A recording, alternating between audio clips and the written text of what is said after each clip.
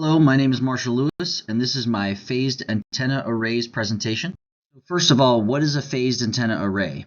Well, phased antenna arrays are stationary antennas which use the concept of constructive interference, and they actually use the phase to kind of change the timing of the waves. And the result is going to be a signal that really gets strong in the direction, as you can see in the picture, of the arrow. So what's happening is you're sending waves at different phases. They're all being sent at the same time, but it's almost like being sent at different times so that they either add to each other or subtract to each other accordingly. And so obviously in the direction that you're trying to send the signal, it's being added.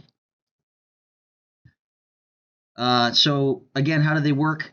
We're talking about how they can steer their beams electronically without having any moving parts within the antennas, besides the switches going back and forth for on or off and such.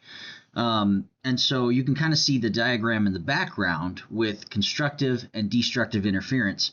Again, when you have the waves combining at the same amplitudes, they're going to be constructive, and then similarly you can actually create destructive interference if that's something you want to go for. And so this is a good example of an RF concept used here, is the inverse relationship between frequency and wavelength. So a lot of these are going to be better for higher frequency because they're very small antennas. So that inverse proportional relationship shows up here.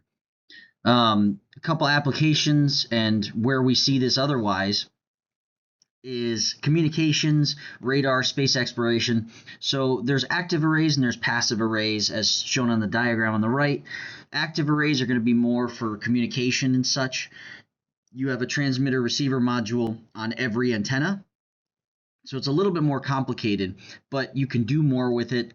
You can send in multiple directions at the same time, etc. And on the other side of things, the radar and space exploration, if you want to talk to something that's really far away, or if you really want to focus on something, and really get a good picture of it, you want a strong signal going, you can have a passive array because you can target it first and then send the signal afterwards. So in that case, you have a passive array where you only have one transmit receiver for your antennas. So another good example of like how this can be used, there's a couple of them in this example here. One of them is GPS spoofing, which is an example of taking a GPS signal and intentionally giving something an incorrect signal so that you can make it go where you want it to go. You're giving it incorrect coordinates. And so the spoofing works because it's such a precise signal that it can actually kind of interfere with the GPS's location, and in addition to all the signals it's getting from GPS.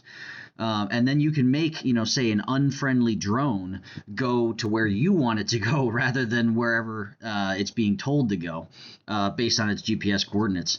Similarly, you can actually use this to create destructive interference. And so if you've got a really noisy area, you can help clear that area by creating that destructive interference, and then whatever you're trying to receive, it should be a little bit easier. You can target specifically where, say, you have a jammer or something like that. This can help clear that area for whatever's trying to receive a transmission or something like that. Here's my works cited page. Used some of these sites for the pictures and then for the information involved. Thank you very much.